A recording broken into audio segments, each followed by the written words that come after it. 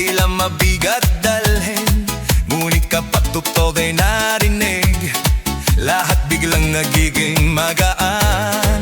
Mga paa kusanan gumagalaw, kamay sabay na ipinataas.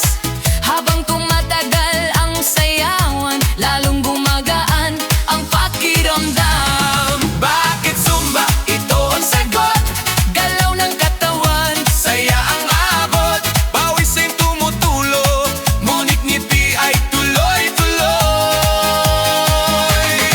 Bakit Zumba? tanong ng lahat. Dito gumagaan ang bigat, Habang sabay ang bawat galaw, lumalakas ang buong katawan. Hey, hey! Kapag sama